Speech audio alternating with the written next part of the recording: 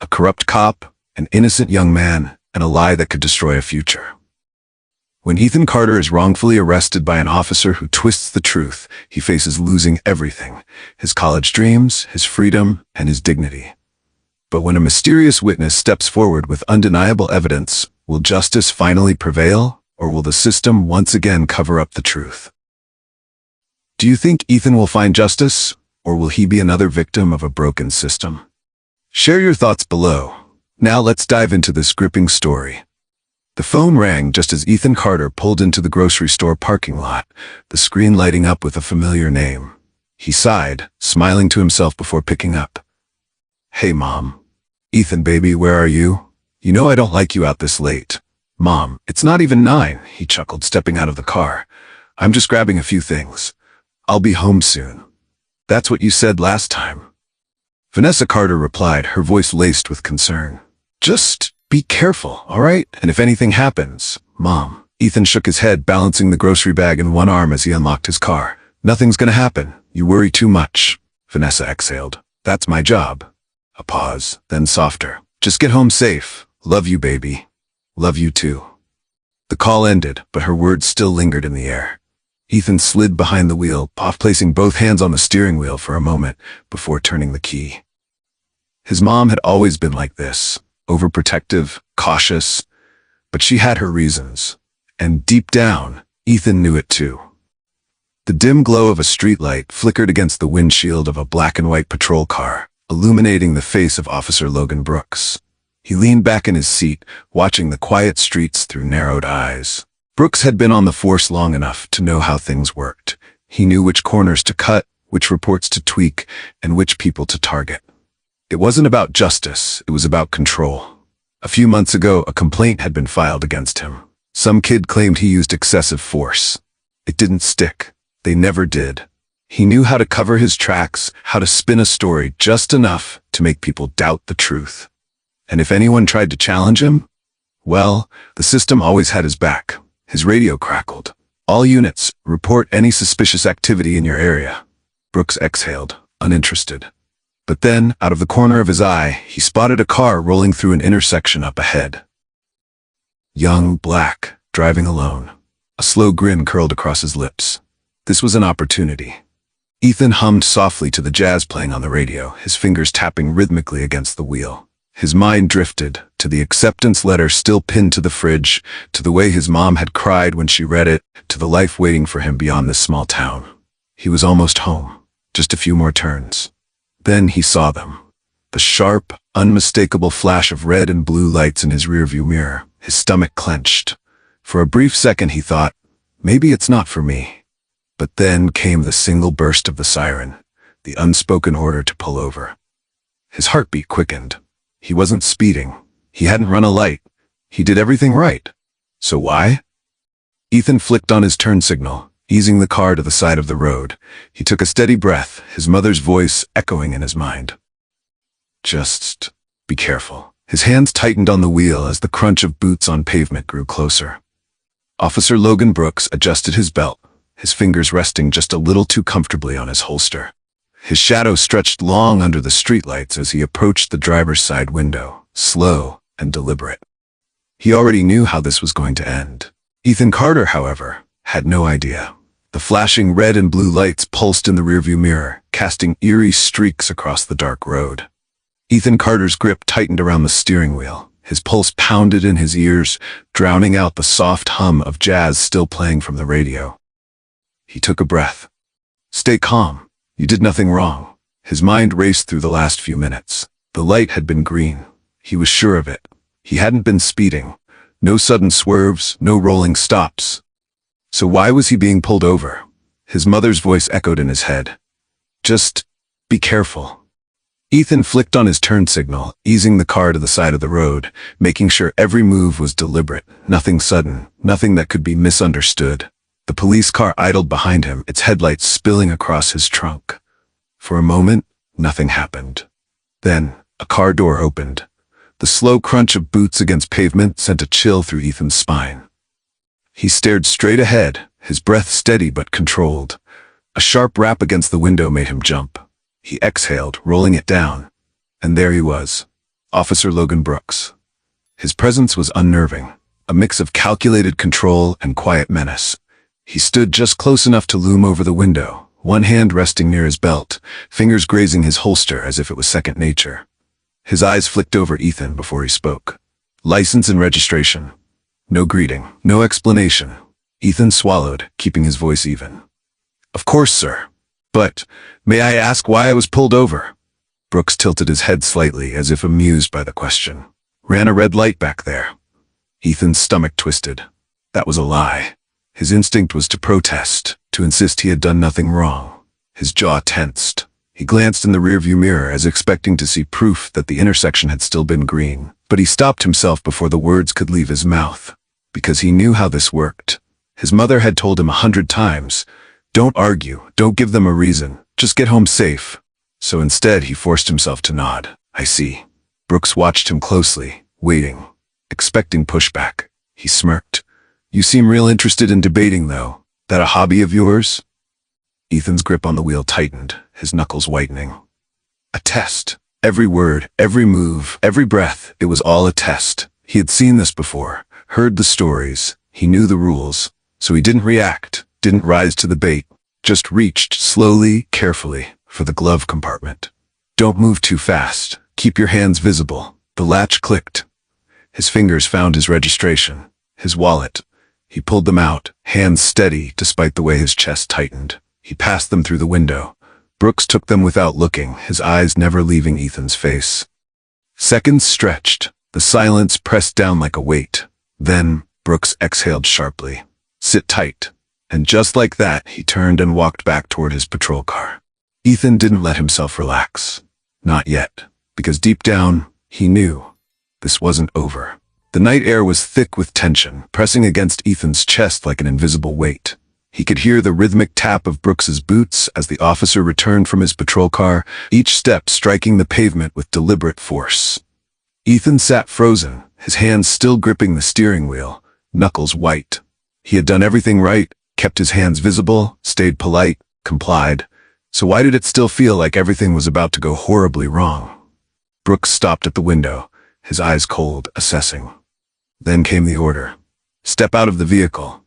Ethan's stomach dropped. His pulse pounded in his ears. He swallowed hard, trying to keep his voice steady. Sir, may I ask why? I've provided my license and registration. Brooks' expression flickered just for a second before his mouth curled into something far less amused. You deaf, boy? His voice was low, dangerous. I said step. Out. Ethan hesitated, his mind racing. Every instinct screamed at him. Don't argue. Don't make it worse. But he also knew his rights. This wasn't procedure. His breath came faster now, chest rising and falling beneath the seatbelt. The hesitation lasted less than a heartbeat, but it was long enough. Before he could react, Brooks' hand shot through the open window, clamping down on Ethan's arm with brute force. Hey! The protest barely left Ethan's lips before the officer yanked the door open, his grip like a steel vice. Then came the pull. Ethan's body lurched forward, ripped from the driver's seat like he weighed nothing. His feet barely hit the ground before, slam! His body met the pavement with crushing force. A sharp gasp tore from his throat as white-hot pain exploded in his ribs. His cheeks scraped against the asphalt, leaving behind a raw, burning sting. His heart hammered against his ribcage. He tried to move, to brace himself, to breathe. But then, pressure. A heavy boot pressed into the small of his back, pinning him down. The weight was suffocating. His lungs screamed for air, his mind spiraling between panic and disbelief. This isn't happening. This can't be happening. Above him, Brooks crouched lower, his breath hot against Ethan's ear. And then, the words. The ones Ethan had heard before. The ones he prayed he'd never hear directed at him. You think you're smart, huh? The taunt was laced with something venomous. Amusement. Control. Ownership. Ethan clenched his fists against the asphalt. He wanted to fight back. Every fiber in his being screamed to move, to shove, to push away the weight crushing him into the cold pavement. But he couldn't, because he knew. One wrong move, one struggle too hard, one word too loud. And this wouldn't end with just bruises. So he stayed still. His chest heaved against the pressure. His vision blurred at the edges. His fingers twitched, pressing into the pavement, into reality, into the nightmare unfolding around him. Because this wasn't just another traffic stop. It never was. Ethan's pulse pounded against his skull. His cheek was pressed against the cold pavement, rough asphalt scraping his skin. His hands, twisted behind his back, cuffed too tight, throbbed with pain. He wanted to speak, wanted to demand answers, wanted to scream. But what would that do? Nothing. The weight of everything, the cuffs, the asphalt, the reality of what was happening, pinned him down as much as Brooks' boot had. Then he heard it, a faint crinkle, a sound that might have meant nothing in any other moment. But here, it meant everything. Through the reflection of his side mirror, he saw it. Brooks, standing at the open driver's side door, his hand moving smoothly, casually. A small plastic bag, a quick flick of the wrist, and just like that, it was there, nestled in the pocket of the driver's seat. Ethan's breath hitched, his muscles locked, his stomach twisted so violently it made him dizzy. No, no, no, no. He squeezed his eyes shut, praying he had imagined it. But when he opened them, the mirror still showed the same horror. Brooks stepped back, wiping his hands on his uniform like he had just finished taking out the trash. A slow grin spread across his face as he reached for his radio. "Dispatch, this is Officer Brooks. Suspect in custody. Found narcotics in the vehicle. Looks like we got ourselves a dealer." A dealer. Ethan's chest tightened. His mind raced. This isn't happening. This can't be happening. But it was. And he knew no one would believe him, because the truth didn't matter. Not here. Not now. Not when his word was against a badge. The air around him felt heavier, suffocating. His fingers twitched against the pavement. His heart pounded so hard it hurt. He wanted to shout, fight, beg, anything. But none of it would make a difference, because Brooks had already decided how this story would end. Across the street, James Holloway gripped the steering wheel of his old sedan, knuckles turning white. He hadn't meant to stop, hadn't meant to see. But the moment he had watched that officer rip that boy out of his car, something inside him had told him to wait. So he did. And now he had seen too much. The takedown. The way the kid's face hit the pavement. The way the cop planted that bag like it was nothing. James' gut twisted. This wasn't just another rough arrest. This was something else. His eyes flickered to the small screen on his dashboard. His dash cam was still recording. It caught everything. His breath came slower now, more deliberate. He reached for his phone, but his hand hovered over it, fingers shaking. He could call 911, report it, do the right thing. But then what? Would they even listen? Or would they just bury this, like they always do? His mind flashed to a memory, years ago. A different street, a different town, a different boy. One he hadn't spoken up for, one who didn't get justice. His jaw tightened. His eyes flickered back to the young man lying on the ground, cuffed, helpless, his entire future hanging by a thread. James swallowed hard. His thumb pressed down. The phone rang. And with that, he made a choice. This time he wouldn't stay silent. Top of form. The cold metal of the handcuffs dug into Ethan's wrists, the sharp edges pressing into his skin as he sat on the hard bench, staring up at the ceiling. The fluorescent light above flickered, casting an eerie glow over the tiny holding cell. The air was thick, stale, lifeless, heavy. Everything felt distant, muffled, like he was watching his own life through a fogged-up window, unable to reach out, unable to change what was happening. His mind kept looping through the same thoughts over and over. This is a mistake. This isn't real. Any second now they'll realize. They'll let me go. But deep down, somewhere in the pit of his stomach, he already knew the truth. This wasn't a mistake. This was exactly how it was meant to happen. He exhaled shakily, shifting against the cold metal bench, his cuffed hands resting in his lap. His fingers twitched, the skin around his wrists raw from the tight restraints. A voice cut through the silence. "You knew?" Ethan barely turned his head. Across the cell, slouched against the opposite wall, was another man. Older, his face worn, eyes dull, like they had seen too much for too long. Ethan didn't answer. The man exhaled, shaking his head. "You think someone's coming to help you?" he muttered. Ethan glanced at him now. "What?" The man leaned forward slightly, studying him. "You're waiting. I can see it in your eyes. You still believe in something." His voice was tired, hollow. Ethan swallowed. The man chuckled, but there was no humor in it. "I used to, too." Ethan's chest tightened. The man leaned his head back against the wall, staring at the ceiling like Ethan had been doing moments before. "You think there's gonna be justice?" His voice dropped lower, almost a whisper. You think anyone out there gives a damn? He let the silence hang between them before he sighed. You're in the wrong place for that, kid. Ethan clenched his jaw. His hands curled into fists. He wanted to tell him he was wrong, that this wasn't how it ended, that someone would care, that someone would do something. But as he sat there, locked away, his future hanging by a thread, the weight of the man's words settled over him like a shadow. And for the first time since this nightmare began, he wasn't sure if he believed it anymore. Vanessa Carter's fingers clenched the steering wheel so tightly her knuckles ached. The city lights streaked past her windshield in a blur, but she barely saw them. Her son, her baby. The words from the officer on the phone had been cold, clipped, emotionless. Your son has been arrested.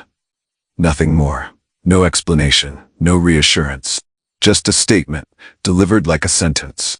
Her pulse roared in her ears as she pulled into the police station parking lot. She barely registered throwing the car into park before she was out, her heels striking against the pavement as she rushed inside. The moment she stepped through the doors, the smell of stale coffee and disinfectant filled her nose. The fluorescent lights overhead buzzed faintly, casting a sterile, indifferent glow over the room. A few officers glanced up, their faces unreadable. She didn't care. She moved straight to the front desk, her palms slamming down against the counter. Where is my son? The officer behind the desk barely flinched. He looked up with the same bored detachment as if she had asked for directions. Ma'am, I'm going to have to ask you to lower your voice. Vanessa's breath came short, sharp. Lower my— Are you kidding me? You have my son locked up like a criminal. I want to see him, right now. A slow, deliberate clap of boots against the floor. Then came a voice. Smooth, calm. Too calm. Mrs. Carter. She turned. Officer Logan Brooks stood a few feet away, arms crossed, a smirk playing at the corner of his lips. Her stomach twisted. Where is my son? She demanded, stepping toward him. Brooks tilted his head slightly, like he was studying her, deciding how much patience he wanted to pretend to have. Holding, he said flatly. Possession with intent to distribute. That's serious time. The words hit her like a punch to the chest. That's a lie. Brooks smirked, that same infuriating smirk, like he had heard this all before. Like it bored him. That's what every mother says. Vanessa's nails dug into her palms. I want to see the body cam footage. Brooks let out a slow, exaggerated sigh, shaking his head like he was disappointed. Well, that's the thing, Mrs. Carter. He leaned in slightly, lowering his voice just enough that the words slithered between them like a secret. Technology's tricky, never seems to work when you need it. Vanessa's breath caught. Liar. She knew it. She could feel it. Her fingers curled tighter against the counter, grounding herself. Think, Vanessa. Think. Then, movement. To the side, just beyond Brooks's shoulder, a young officer stood watching. Tyler Reed. His uniform was crisp, his stance rigid, but there was something about his expression, something off. He wasn't looking at Brooks. He was looking at her. And in his face, she saw something else. Doubt. His jaw was tight. His fingers twitched at his sides like they wanted to do something, like he wanted to speak. But then, just as quickly, he dropped his gaze. Fear. Vanessa inhaled sharply. They were covering this up. Her son was trapped in a system designed to swallow people like him whole. And now, she had a choice. She could walk away, let them bury the truth, or she could fight like hell to bring it to light. Her hands trembled, but her voice did not. She met Brooks' eyes, her stare unwavering. I'm not leaving without my son. Vanessa's hands trembled at her sides.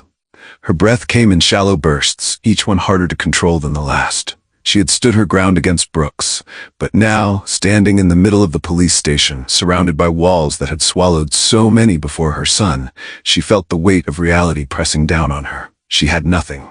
No proof. No leverage. No one on her side. She closed her eyes, fighting the sting behind them. Don't break, not here, not now. Her hand twitched toward her purse, toward her phone, like maybe, somehow, if she just called the right person, this nightmare could still be undone. But who? Who would listen? Who would believe her over them? The weight in her chest grew heavier, sinking like an anchor. Then, her phone rang. The sound sliced through the air, sharp and sudden, making her jump. For a moment, she just stared at it. Unknown number. Her fingers hovered over the screen. A part of her didn't want to answer. Not another officer, not another excuse, not another dead end, but something in her gut told her, pick up. She pressed the phone to her ear. Hello? A pause. Then a voice, low, steady, unfamiliar. Mrs. Carter? Vanessa stiffened. Who is this? Another pause. Then, my name is James Holloway. I saw what happened to your son. Her breath caught in her throat. James's voice was calm, but there was something behind it, something weighty, like a man who had been carrying a truth too heavy to keep inside. Vanessa swallowed hard. What do you mean, you saw? Another inhale on the other end. I was there. I saw that cop pull your boy over. I saw what he did. Her heartbeat slammed against her ribs. What are you saying? Her voice cracked, barely above a whisper. A longer pause. Then, I have it on video. The words hit her like a freight train. Vanessa's knees nearly buckled. She reached out, gripping the counter to steady herself, but the room tilted anyway. You have proof? James's voice didn't waver. I have everything. The walls of the station seemed to close in around her, the buzz of fluorescent lights fading beneath the sound of her own breath. Her son wasn't alone in this. Someone had seen. Someone had proof. For the first time since she stepped into this station, since she had fought against Brooks's smirk and the crushing weight of a system designed to bury the truth, she felt something she hadn't allowed herself to feel. Hope. But just as quickly, doubt crept in. Would it be enough? She had spent a lifetime watching stories like this unfold. She knew how it went. Truth didn't always mean justice, and proof didn't always mean victory. She swallowed the lump in her throat, forcing steel back into her voice. Where are you? James' answer was quiet but firm. I'm on my way. Vanessa closed her eyes for a brief second. Then she exhaled. Ethan needed her, and she wasn't going to fail him. The courtroom was packed. Rows of wooden benches stretched toward the front, filled with reporters, activists, and members of the community. People who had come not just to witness a trial, but to see whether justice could stand against corruption. The air was thick with tension, a silent current of anticipation rippling through the room. At the defense table, Ethan sat still, hands clasped together, his heart hammering beneath his suit jacket. He had dreamed of sitting in a courtroom like this one day. As a law student, a young man fighting for justice. Not like this, not as the accused. His eyes flickered toward the jury. Some members sat with folded arms, guarded, skeptical. Others seemed uneasy, shifting in their seats. But it was the man across the room who made Ethan's stomach tighten. Officer Logan Brooks. He walked in like he owned the place, adjusting his tie as if this were just another formal meeting, not a fight for his freedom. His suit was expensive. His posture relaxed, a smirk barely concealed beneath the thin veil of professionalism. He looked like a man who had already won. His lawyer, a sharp-eyed defense attorney with a reputation for tearing apart cases like this, whispered something to him. Brooks nodded, his smirk deepening. Ethan forced himself to sit taller. Brooks may have been confident, but he hadn't seen what was coming. The judge entered and the entire room stood, the weight of the moment settling over them. Then, as everyone took their seats, the prosecutor stepped forward, a woman with a commanding presence, her sharp eyes scanning the jury before she spoke. Your Honor, ladies and gentlemen of the jury, today you will see the truth. She turned toward a screen positioned at the front of the courtroom. Mr. Holloway, if you would, please play the footage. A murmur rippled through the room as James Holloway stood from the gallery, his face lined with quiet determination. He gave a small nod, his fingers tightening around the remote before pressing the button. The screen flickered to life, and then the room fell silent. All eyes locked onto the footage. Ethan's arrest. Brooks yanking him from the car, slamming him onto the pavement. The force, the violence. Ethan could hear his own voice through the speakers, shaky, desperate. I didn't do anything. His mother squeezed his hand beneath the table. But then, the moment everything changed. The footage showed Brooks standing at the open driver's side door. He reached into his pocket, pulled out a small plastic bag, and then he slipped it into the car. The movement was quick, practiced, like he had done it 100 times before. A sharp gasp swept through the courtroom. One juror's eyes went wide. A reporter in the back scribbled furiously in a notepad. Someone whispered, "Oh my God." Ethan's breath caught in his throat. This was it. This was the truth, on display for everyone to see. At the defense table, Brooks' once smug expression froze.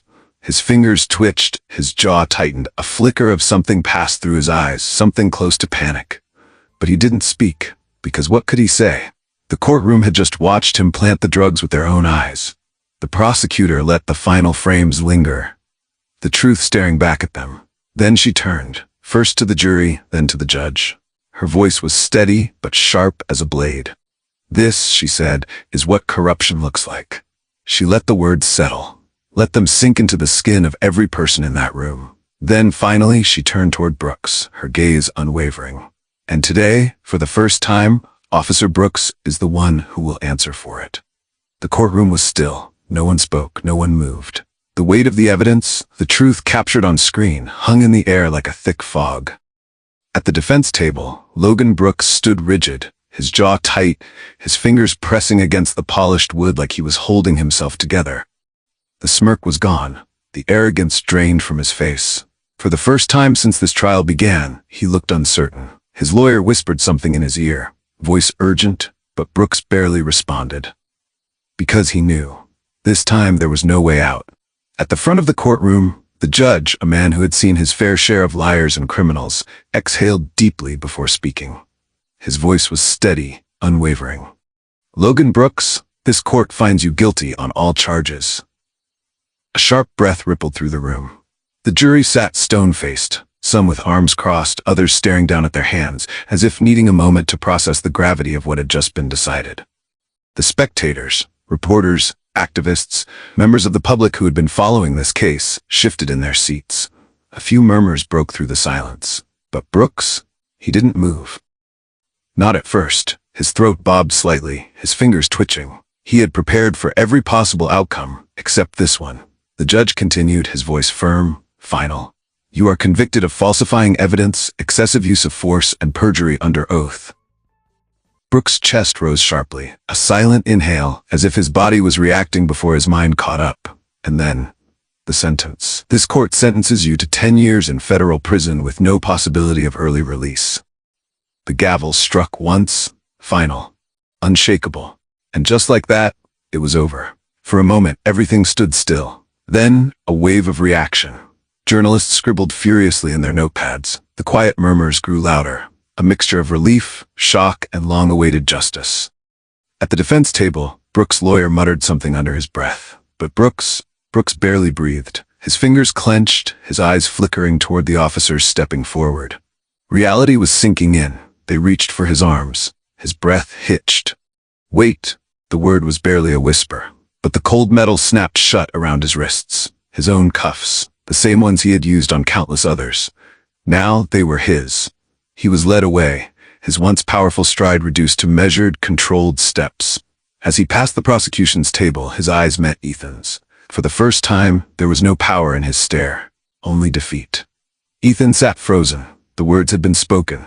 The sentence had been given. He was free. But his body hadn't caught up yet. He still felt the weight of the past weeks pressing against his ribs, the cold memory of the holding cell clinging to his skin. Then, a hand, warm, familiar, shaking with emotion. His mother. Vanessa Carter stood beside him, her breath caught in her throat, her eyes glistening. She stared at him for a moment, as if making sure this was real. And then, her breath broke. She pulled him in, her arms wrapping around him so tightly it felt like she was trying to hold together every broken piece of the last few weeks. A sob shook through her chest. Ethan squeezed his eyes shut, holding her just as tightly. The cameras flashed, the reporters whispered, the courtroom moved around them. But none of it mattered. Because this time, when he walked out those doors, it would be as a free man. And for the first time in weeks, the nightmare was over. Top of form. The cold steel of the cuffs locked around Brooks' wrists with a sharp click, the sound slicing through the silence of the courtroom. For a brief moment, he didn't move, didn't react. He just stood there, his breath shallow, his eyes fixed on the floor as if trying to process what had just happened. This wasn't supposed to be real. Not for him. For years, he had walked into this courtroom with confidence, with control, watching others break, watching them beg. Now, he was the one being led away. The officers tightened their grip on his arms, nudging him forward, but his body locked up, rigid as stone. A flicker of something crossed his face. Not anger, not yet. Disbelief. His lawyer leaned in, murmuring something urgently.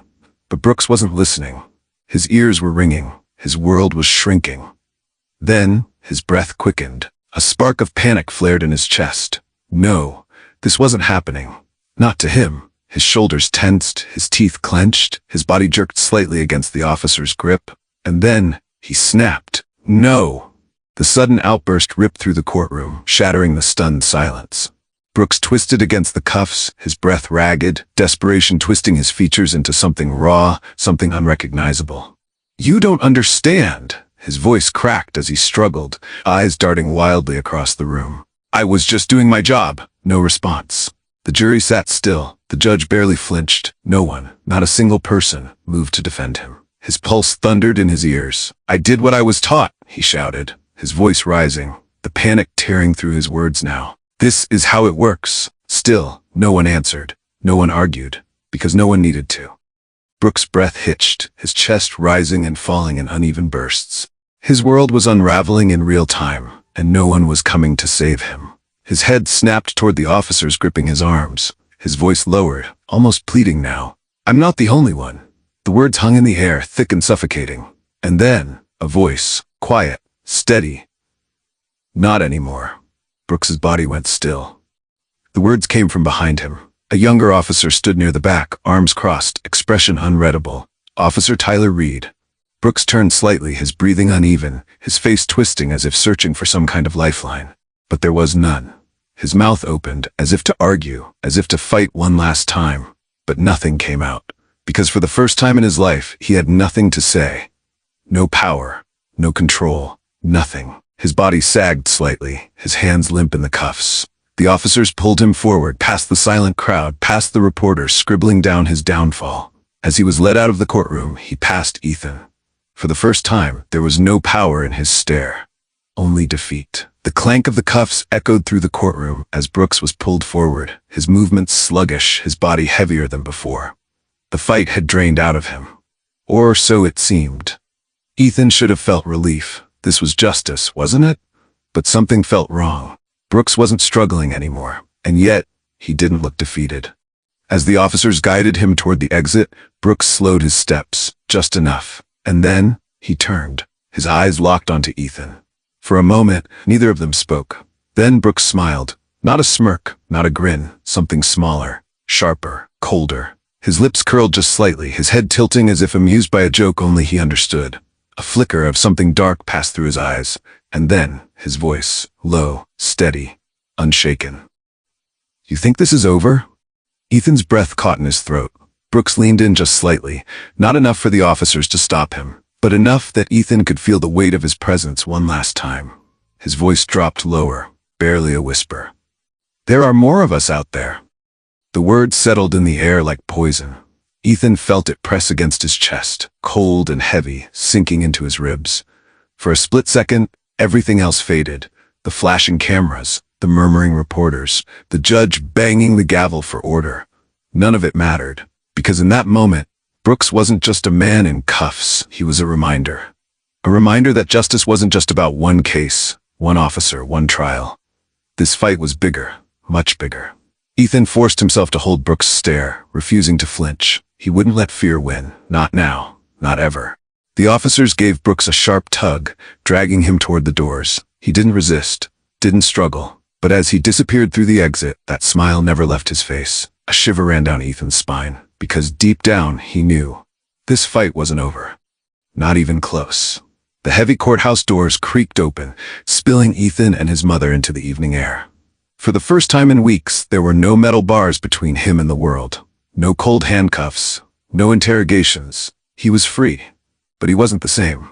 The boy who had once driven home carefree, believing that hard work and kindness were enough, that boy no longer existed.